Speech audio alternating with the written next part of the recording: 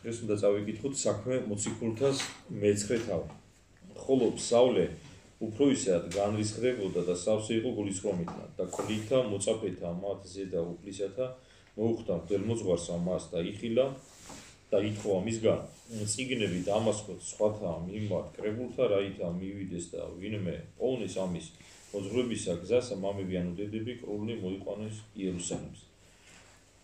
თუ გახსოვთ საულე მოციქული პავლე შემდეგ ნახსენები იყო როდესაც სტეფანე პირველ დიაკონი ქვებით ჩაქოლეს და ასეთი სიტყვები ეწერა რომ როდესაც კვლელებს უნდოდათ ქვების ესე ჩაქოლვა წმინდა სტეფანესი თავისი სამოსი გაიხადესო და ერთი ყრმის ფეხებთან დაყარეს რომელსაც საულე ერქვა რა მაშინ ჩვენ კი ვისაუბროთ გაგახსენებთ რომ რატო დაჭირდათ ახლა საულესთან თავისი სამოსის დაყრა პირველ რიგში ებრაელები იყვნენ ასეთი ფორმის შესამოსელი ჰქონდათ შიგნით ეცვათ კვართი ზემოდან დიდი მოსასხამი ეს მოსასხამი ხელს უშლიდა ქვების როლაში ანუ კარგად რო ისროლა თქვა და ადამიანი მოიგლოთ ეს მოსასხამები მოიხსნეს და იმის გამო რომ ქურდებს არ მოეპარა ამიტომ მას დარაჯად საულე მიუჩინეს ახლა ერთი მნიშვნელოვანი რაღაცა ადამიანის მოკლისთვის როგორი ყოჩაღები იყვნენ რომ ხელი არ შეშლოდა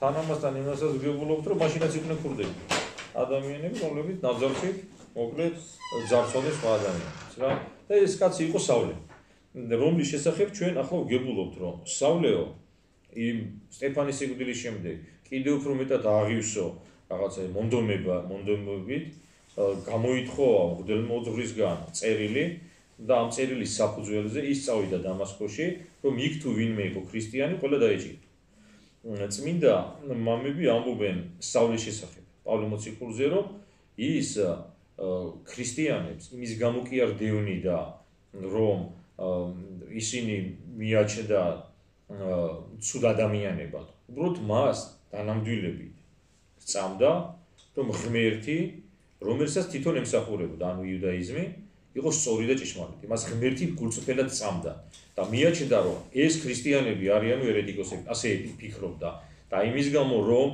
ცრუს აღსარებლობის ადამიანები მოეშორებია თვითონ ასე ფიქრობდა ჯანსაღ სქეულზე ეკლესიისა ამიტომ მათი დევნა გადაწყვიტა შესაბამისად პავლეს დევნა და მე იმის გამო კი არ იყო რომ ფულს ან კეთილდღეობას ცდილობდა რომ მოეპოვებია მღვდელმთავრებისთვის ანუ გულწრფელი რწმენა ჰქონდა ამის მაგრამ ჩვენ რა ვიცით რომ როდესაც ადამიანს გულით ნამდვილად წამს და გულწრფელად საქმეს აკეთებს ღმერთი მას უნუგეშოდ დარდოვებს და აუცილებლად სწორ გზაზე დააყენებს და საულის შემთხვევაში და ასე იყო რა და შემდეგ ამას ვგებულობ ჩვენ და მირაი ხო ნუ ახლა სანამ გავაგზავნებთ თქოს დამასკოზე გამახსენებთ დამასკო არის ერთ-ერთი უძველესი ქალაქი დედამიწაზე ერთ-ერთი გამორჩეული ქალაქი და თქვენ იცით რომ დღესაც დამასკოში სირიაში ძალიან რთული ვითარება დამასკო არის ისეთი მნიშვნელოვანი ადგილი ქრისტიანებისთვის რომ წმინდა წერილში სწორედ დამასკო გამოირჩია ღმერთმა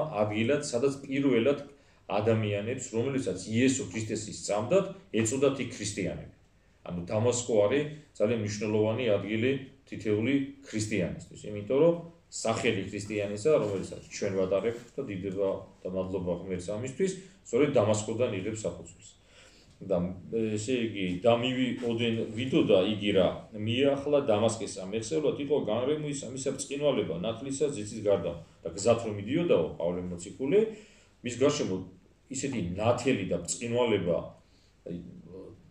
უცბად წარმოიქმნა ღვთის განგებულებით რომ დაიცავ ისო ქვეყანასა ზედა და თან ახლა ნათელს იხედება პავლე მოციქული საულე თან ხმა ესმის და ამ ხმა მას უთხრა ამ ღმერთმა საულ რაისა დევნიმე ფიცხელ არ წიხნა დეზისა აქ ახლა ერთი მნიშვნელოვანი მომენტია რომელიც ახლა დღესაც გამოგვადგება ჩვენ ქრისტიანებს იმ საცდურების წინააღმდეგ ბრძოლაში და იმ დამოკიდებულებას და სწორად მიდგომისთვის რომელიც ახლა დღესაც აქტუალურია და ეს რა არის თქვენ თუ იხედებით საქართველოში ამ ბოლო წლებში მოდაში შემოვიდა ეკლესიის ნაწყობინება ქრისტიანების შეურაცხყოფა სასულიერო პირებზე ცუდი საუბარი რაც ჩვენ ბევრჯერ გვითხრია და ახლაც გეტყვით რომ სამწუხაროდ ჩვენ სასულიერო პირები ვართ ხოლმე მიზეზი რაღაცა ჩვენ და მე რაღაცა ესეთი დამოკიდებულებისა, რომელიც არის, მაგრამ მერწმუნეთ, რომ 99% იმ ბრალდებისა, რომელიც ეკლესიის და ეკლესიის მსახურების მიმართ ისმის, არის სიცრუე და ტყუილი. ხო? ნუ რა თქმა უნდა, როგორც გითხარით, არის რაღაც ჩვენსაც მიზეზი, მაგრამ თავარი რა არის?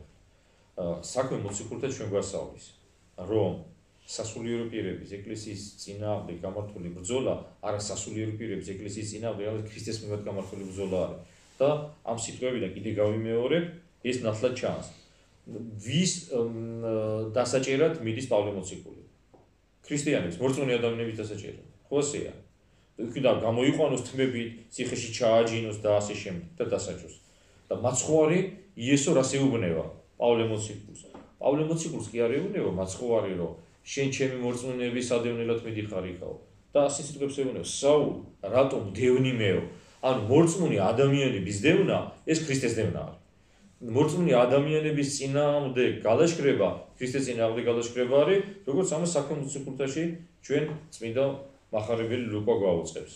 ეს არის ის სიტყვები, რომელიც მაცხოვარმა უთხრა პავლე მოციქულს, ანუ ადამიანები, რომლებიც ამბობენ, იცი რა მე ღმერთი მიყვარს, მაგრამ არ მომწონს ეს და ეს, იმ ადამიანებმა ან არიციან, რას ამბობენ, ან იციან და რასაც ამბობენ და მიზანმიმართულად ეკლესიის წევრების წინააღმდეგ ბრალდება და დევნა მიმართული არა კონკრეტულად იმ ადამიანებს, არამედ ქრისტეს წინააღმდეგ არის მიმართული, ასე რომ ის ადამიანები, ვინც ამბობენ, რომ არაო კაცო, ჩვენ რაც ვიცით, ჩვენ ახლა ჩვენს მორწმუნეები ვართო, დამდროს ეკლესიას და სასულიერო პირებს და ლანძღავენ და აგინებენ, იცოდეს ქრისტეს წინააღმდეგ მებრძოლი ადამიანები არიან რა. და მაშინ მიუგო და თქვა, შენ ვიხარ უფალო, თქვა მას მე ვარ იესო, რომელსაც შენ დევნი. არამედ აღდეგ და შევედ ქალაქა და მონო გეთხრა შენ რა იგი ღირდეს შენ და საქმე. ანუ მაცხოვარმა უთხრა, რომ მე ვარ იესო, რომელსაც შენ დევნი და შესაბამისად თუ შენ შედიო ქალაქშიო და იქაო და კაცი იგი რომელი იყვნეს მისთანად და ასეთი რაღაცა ხდება, რომ გააგზავნა შედიო იმ ქალაქში ხდება კაცი, რომლისგანაც მიიღებს შენ თანახლა ესეთი რაღაცაა შემდეგაც წერია პავლე მოციქული დაბრმავდა ამ ნათელის ხილვაზე, ხმის გაგონებაზე, მაგრამ ეს ნათელი ვერ დაინახეს იმ ხალხმა, რომელი ხალხიც პავლე მოციქულს მიყვებოდა. როგორც დღეს ახლა ადამიანები იძახიან, რომ სად არის ეკლესია, ხო გაიგეთ ახლა ერთი ესეთი მსახიობი იყო, რომელიც ახლა იდგა ერთ-ერთ გამზირზე და იძახოდა სად არის ეკლესია. ზოგი ასე იძახს, სად არის ღმერთი, მანახით ღმერთი. ღმერთი ყველგან არის, მაგრამ ისე როგორც პავლე მოციქულმა დაინახა ღმერთი და მისმა მხლებლებმა ვინც იყო ვერ დაინახეს, ასევე დღესაც არიან ადამიანები, რომლებსაც გონია ვიხედებიან, მაგრამ ვერ იხედებიან.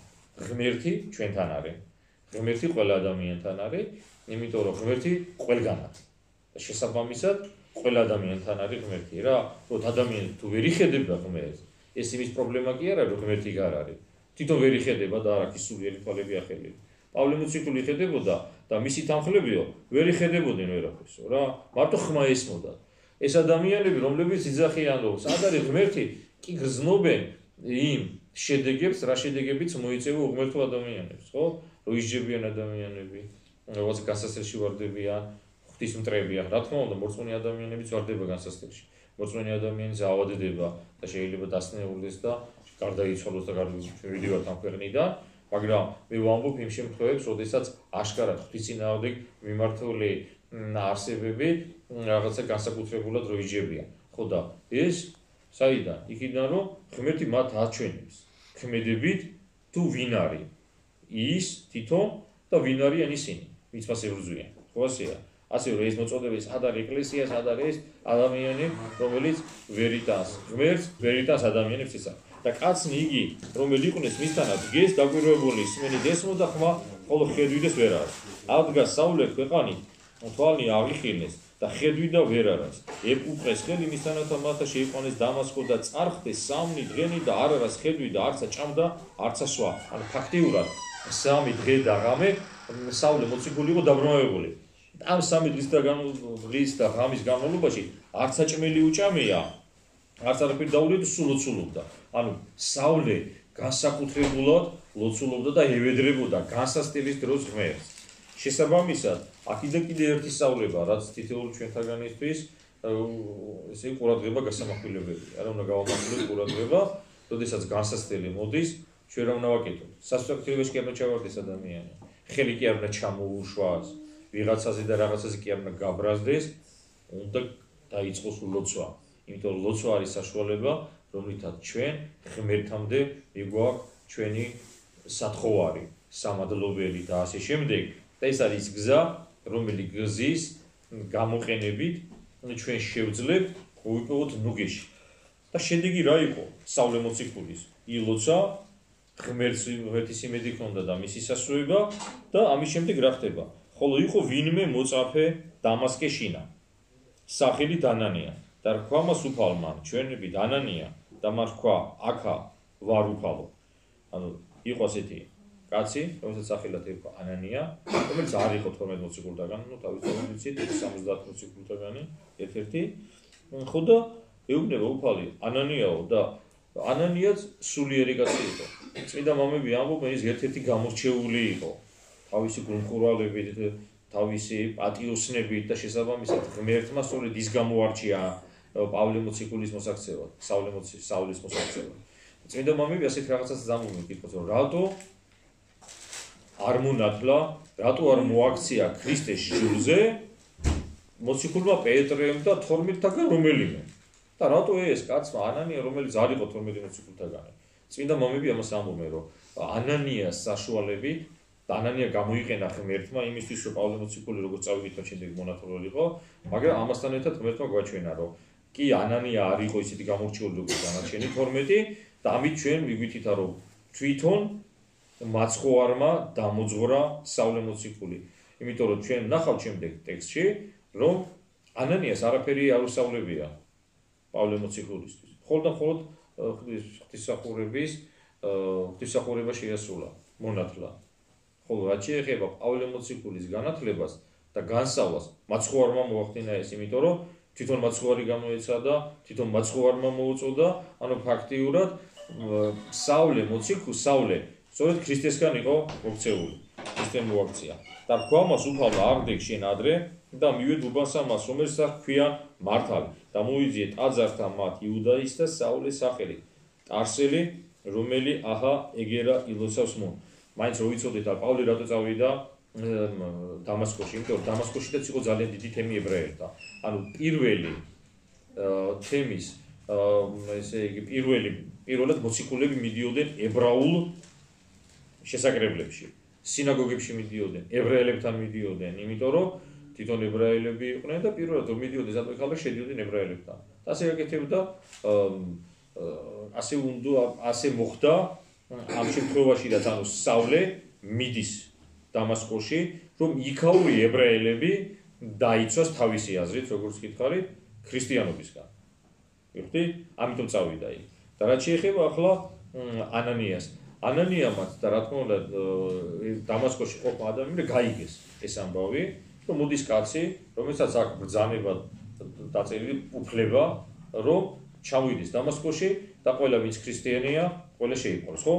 და იხილა მუნ ჩვენებით კაცი სახელი დანანია, რომელიც შევიდა და დაასახელიდა ბაცი და რაით აღიხილეს, მიუგო ანანია და თან ახლა ანანია ესე კი არ მიდის, თავი ანუ ღმერთმა ხო უთხრა ანანიას მიდიო, თან პავლე მოციქულიც გააფრთხილა უფალმა, შენთან მოვა ანანია და ის განგანათლებს შენ. ამის შემდეგ ანანია პასუხობს, რომ ჩვენ ვიცით, რომ ეს კაცი ქრისტეს მდევნელია. შენი უამრავი მოწმენე დაიჭირა და მივიდე კი მასთან და აქაცო ჩამოსულიაო, რომ მღვდელმოძღვრის მიერ მიცემული კურთხევით ქრისტიანები დაიჭიროს. რქვა მას უფალმა. მივედ შენ, რამით მე ჭური რჩეული მიპოვიეს იგი, რაითაზე აქონდეს სახელი ჩემი წინაშე ყოველთა წარმართა და მეფეთა, მთავართა და ძეთა ისრაელისათა. მაგრამ ჩვენ ხო ვიცით, რომ გულთა მხილველი არის ღმერთი. ღმერთმა იცოდა, რომ სავლე როგორც თავიდან გითხარით, იმიტომ კი არ იყო იქ ჩასული რაღაცნაირად პრივილეგია მოიპოვებია მღვდელმთავრების წინაშე და სარგებელი მიეღო ამისგან, არამედ ის მთელი გულწრფელობით ჩასული იყო იქ, რომ გადაირჩინა მორწმუნე ადამიანები სიცრუისგან. და ღმერთმა ეს იცოდა რა, ამიტომ როგორც ჭური რჩეული, ისე უწოდა სავლე მოციქულს.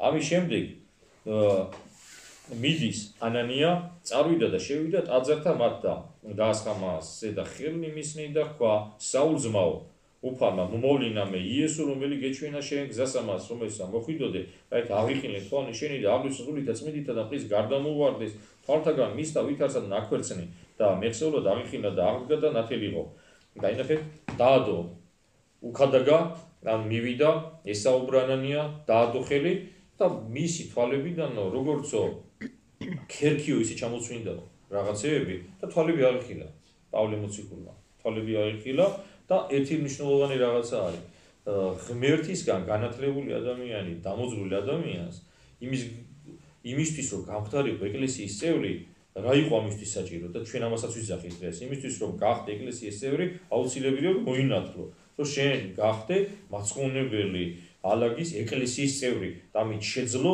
შენ სული ცხონება იმიტომ რომ სხვა გზა არ არსებობს ეკლესიის გარეთ ცხონება არ არის თუ ადამიანი ეკლესიის წევრი არ არის ის სულს ვერ იცხონებს და წარმოიდგინეთ პავლე მოციქულს რომელიც ღმერთმა დამოძღვრა ჭირდებოდა ნათლისღება და ეს ნათლისღება შეასრულა როგორც გითხარით კი გამორჩეულმა ადამიანმა მაგრამ არა განსაკუთრებით გამორჩეულმა ანანიამ ამით და ნათელსა წმინდა პავლე მოციქული ეკლესიის წევრი გახდა ნათლისღებით შესაბამისად ამიდან და კიდევ უამრავი ადგილი წმინდა წერილიდან ჩვენ ვგებულობთ რომ ეკლესიის წევრობისთვის აუცილებელი ნათლისღება ადამიანები ვინც ამას უარყოფს ვინც ამას უპირისპირდება ის თვითონ ქრისტეს ღმერთს მისწავლებას უპირისპირდება და ღმერთთან ამისგან ჩვენ დაგვიწყოს ხო და მოიღო საზრდელი და განძლიერდა და იყო მოწაფეთა მათთანა დამასკოს დღე რაოდენმე და ამის შემდეგ პავლე მოციქულის ჯერ საული ქვია ქრისტიანებთან ერთად იყო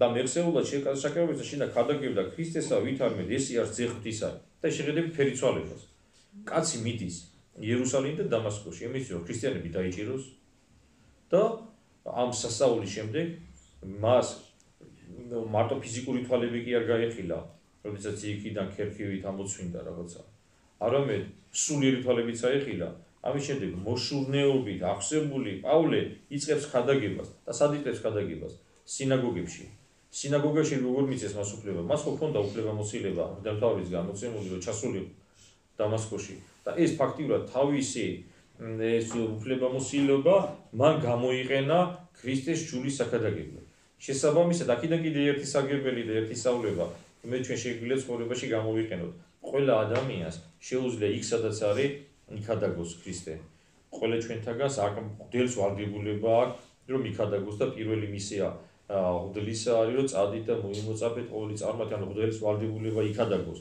მოუწოდოს ადამიანის ეკლესია ასევე თქვენთანაც არის ეს კურთხევა თქვენ შეგიძლიათ მოუწოდოთ ადამიანებს სიტყვით და საქმით ნებისმიერ ადგილზე სამსახურში იქნება სახში იქნება სამეზდოში უნდა შევეცადოთ ჩვენ ეს გავაკეთოთ ჩვენ კი არ ვიმეს ვაძალებ ჩვენ დაძალების უფლება არ გვაქვს რამე კი ჩვენ არ გვაქვს უფლება რომ ვიღაცას ახლა ვითომ მოვისყიდოთ და შემოვიყვანოთ არა ჩვენ ვალდებული ვართ რომ უთხრათ რა არის ქრისტიანობა და შემდეგ კი ადამიანი თვითონ გადაწყვეტოს მედლებას მიიღებს უნდა თუ არ უნდა მაგრამ ვალდებულებაა რომ ვიხადაგოთ ქრისტე ეს ყველა ჩვენთაგანის ვალია და დაუკვირდებოდა ყოველთა რომელთა ესმოდა და იტყოდეს არა ესე არსა რომელიც თქვენვიდა და იერუსალიმ შინა რომელი ხადოთ სახელსა იესოისა და აქაცა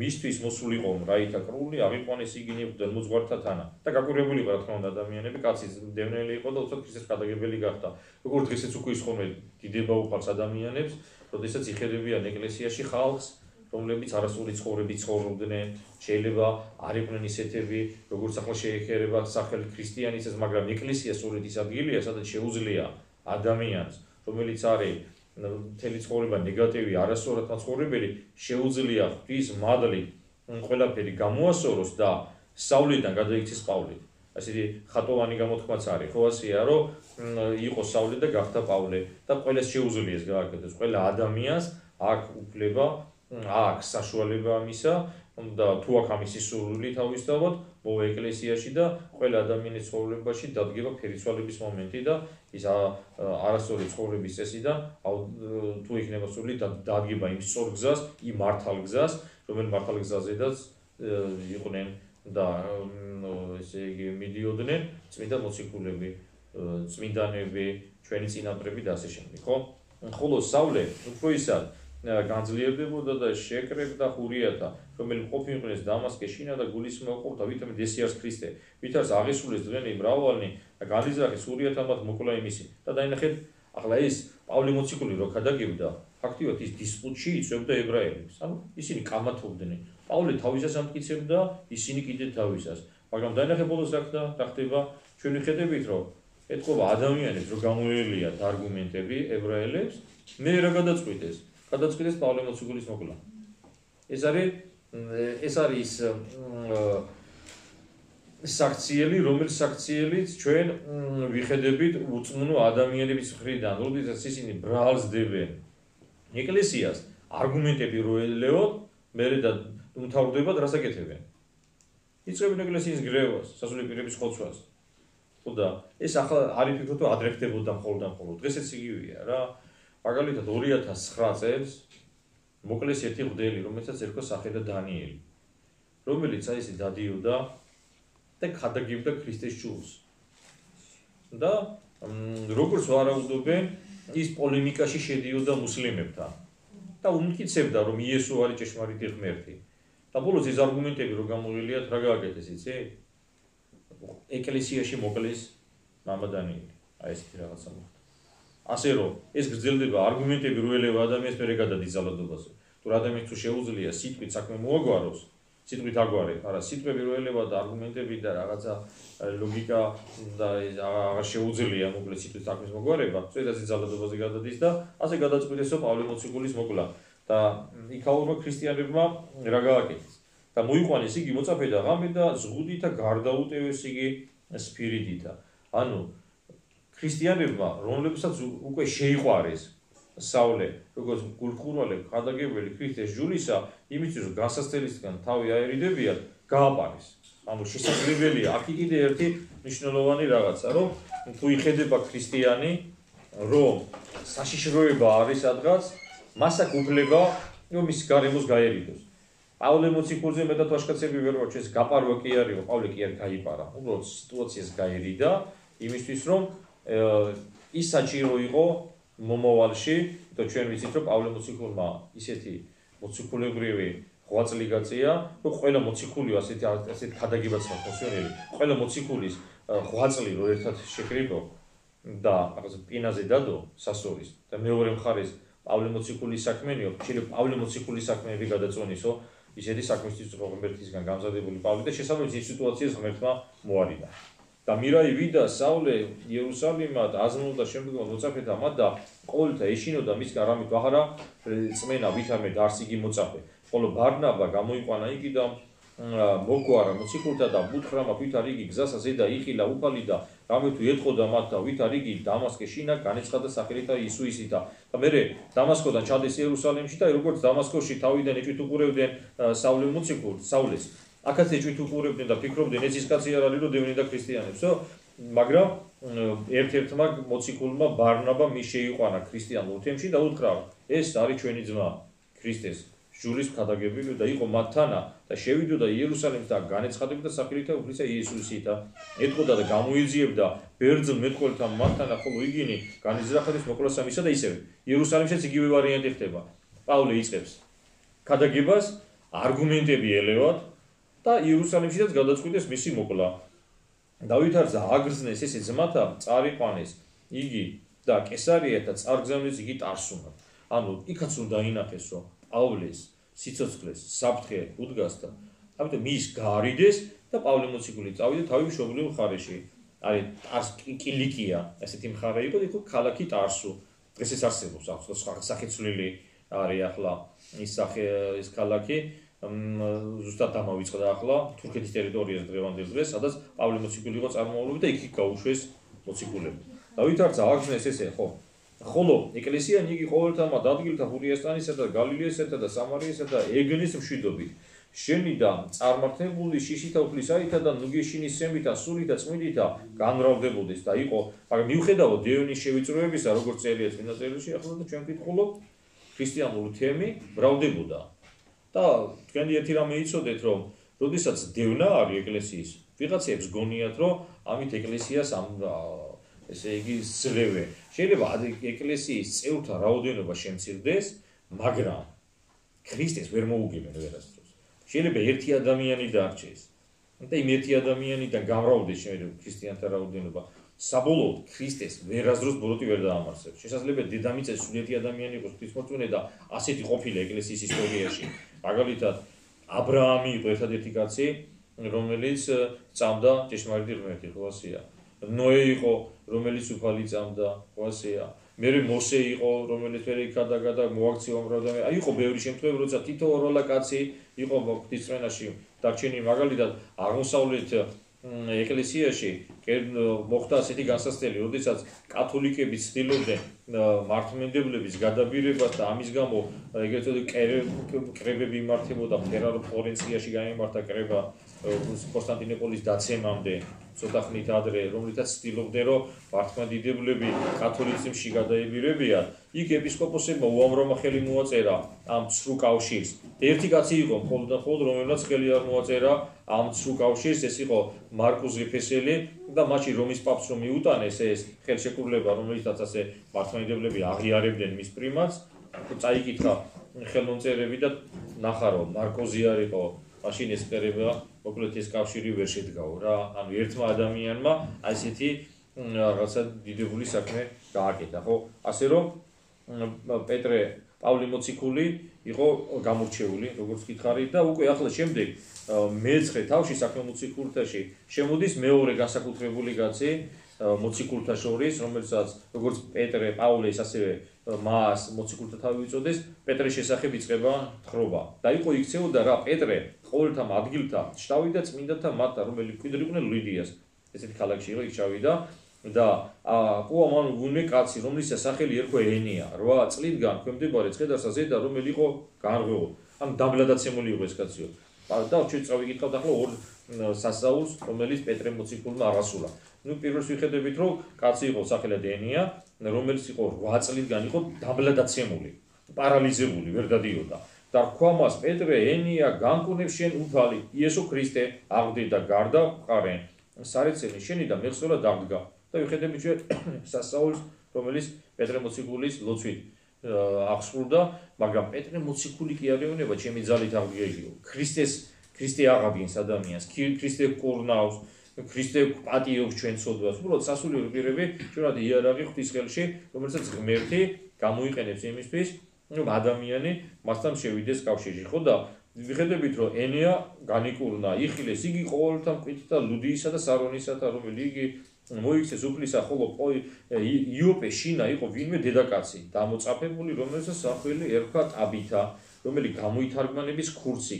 ეს ანუ როიწოდეთ ებრაული სახელები, ყველა სახელი რაღაცა შინაარსი არის რა. ყველა სახელს რაღაცა მნიშვნელობა აქვს. ახლა თუ ჩვენ კალენდრებში ვარი, ზოგიერთ კალენდრებში უპაკეთე წერია სახელი, ხო, რომელსაც თავისი მნიშვნელობა აქვს ახლა რა. ხო და მაგალითად თეოფანია, თეოხო ღმერთია, განსახუთის განცხადებაში ასეთი რაღაც, ანუ რაღაცა შინაარსი დევდეს ყველა სახელი. ტაბითა ითარგმანების როგორც ქურციკია. ქურციკი ხო ის არის ცხოველი, რომელიც თევზში ცხოვრობს, რომელიც სწრაფად გადაადგილება შეუძლია და მამები ესეთი რაღაცა ზაკეთებდა, ამბობენ რომ ამას თავისი სულიერი მოშურნეობის გამო დაარქვევა ეს სახელი და რატო იყო შედარებული ქურციკს. ახლა ქურციკი ხო იცით, თაზე მაღალზე ადის და იქიდან იყურება მერე და იხედება ყველაფერს. ანუ ისეთი სულიერი ჭრედა ქონდა ამ ადამიანს, რომ ყველაფერს კარგად იაზრებდა, იმიტომ რომ ჩვენ რაღაცებს უყურებთ მოვლენებს და ვერ ვაანალიზებთ ახლა ბოლომდე.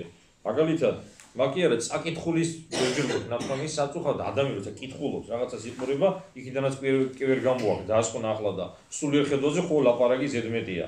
ამის ახლა განსაკუთრებით ხო იცით, ამ პარტაონთა შემოსავალზე ღმერთი ერთი მაგალითი გამახსენდა ახლა, ასე წერილები და წმინდა წერილში და ერთი ამის პატარა ესეთი ვიდეო ჩანაწერს უყურე, სადაც ერთი ახალგაზრდა მოძღვრავს ჩვენ. რომ ესე თქვენ რომ ქართული ლიტერატურაც კი არ წაიკითხეთ, შოთაც კი არ გახთო წაკითხულიო რა და ცოტა მაინც წაიკითხეთო რაღაცა გაიგეთო და სიტყვები რო თქვა მე შოთა რუსთაველიდან, ხო? რო ისე ასეთი სიტყვები თქვა რომ კეთილსა ძლიაო იმანა, ხო? ამბობს ბერიხით არის. ამბობს ის იქადის რომ ვიტყვი აი მაგარია და ნიჭიერია და თქვენ უვიცები ხართო და აი ასე ამპარტაონთა შემოსრავს ღმერთი. ადამიანი რომელიც ფიქრობს რომ ის არის ყველაზე მაგარი და ყველაზე წინგოვი და ყველაზე განვითარებული ამ დროს თვითონ ეს შეერწყება ყველა ადამიანი რო ვიცოდეთ რა ასე რომ ერთი რამე უნდა ვიცოდეთ რომ ეს ქალი რომელსაც ერქვა სახელად ტაბიტა იყო ძალიან თავდადებული უბრალო ადამიანი შორჩრეტელი და სულიერი თვალები ახირული და მას შეეძლო მოკლედ კეთილისა და ბოროტის გარჩევა მართლის და ტყუნის ერთმანეთისგან მოკლედ გარჩევა რა რომლის გარჩევის უნარი თითოეულ ჩვენთაგანს მიცეს ღმერთმა რა და დასნეულდა და მე შემდეგ დასნეულდა და მისი და სიკვდილით და გარდაიცვალა და დაასვენეს მოკლედ სახში და ამის შემდეგ რა ხდება ეს ადგილი სადაც ის ცხოვრობდა ახლოს იყო ლუდიასთან და ესმა მოწაფეთა ვითამეთ პეტრე მუნარს და გაიგონესო გაიგეს მოწმუნეებმა რომ მიქვიარისო პეტრე მოციქული და ესე გაგზავნეს მასთან ადამიანი და აღდგა პეტრე და წარვიდოდა მათთან რომელი ვითარცა მივიდა აღიყვანეს ქორსამას ზედა და გარემოადგა მას ქრივები და ყოველი კიროდეს და უჩვენებდეს კუბასტებსა და სამოსლებსა რაოდენიც ეიქნოდა მათთან რა იყო ტაბიტა მაგრამ ტაბიტა იმასთან ერთად რომ იყო მორწმუნე ადამიანი და ხელსაქმესაც ეწეოდა ამ ხელსაქმეს ისთვის აკეთებდა იმით რომ საკუთარი თავისთვის ახლა ელემენტარული საზრდასაბადებელი ქონოდა თან ამით ის ადამიანებსაც ეხმარებოდა ქრისტიანი ვალდებულია რომ იშრომოს ეს იცოდეთ ახლა რა მორწმუნეა თუ არის ადამიანი ისто ცდილობდა შრომას იმიტომ რომ მორწმუნეობა არ ნიშნავს მარტო ის რომ ღმერთს ჩვენ გვთხოვს მარტო ილოცმეტი არაფერი საკუთარ თავსაც უნდა მიხედო იქ ბოსტანიც უნდა დაბარო რაღაცას უნდა გააკეთო თუ შეგიძლია და თუ ავანტყოფი არ არის და მე ყველა შეუძლია რაღაცა უნდა გააკეთო უნდა ეცადოს ადამიანმა და რატო იმიტომ კი არა რომ ეს იყოს ესე იგი მიზანი ჩვენი გამდიდრება და დოგმერთი დაუშვებს და რაღაც საშუალებაც იქნება დიდებოობას ამისთვის ახლა მაგრამ ეს ამ იყოს თვითმიზანია ბევრი ფული შეუნა უბრალოდ უნდა ეცადოს ადამიანი რომ მოიპოვოს რაღაცა საშუალება რომ საკუთარი თავიც უზრუნველყოს და ვიღაცასაც დაეხმაროს ახლა რა ამას აკეთებდა ეს ტაბიტა რა ის ხელსაქმეს ეწეოდა და ამით ადამიანებს ეხმარებოდა ანუ იმასთან ერთად მორწმუნე რო იყო მოწყალი ადამიანიც ყოფილა ხოლო პეტრე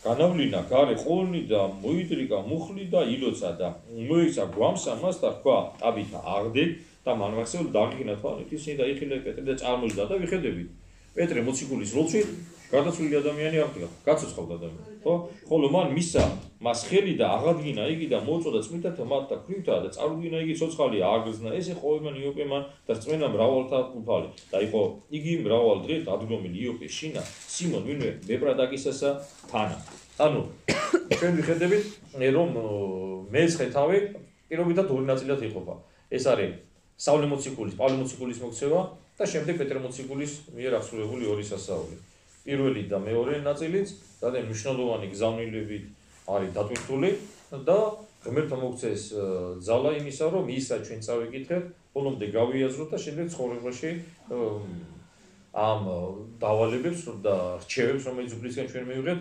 განვახორციელოთ და აღვასრულოთ ამინ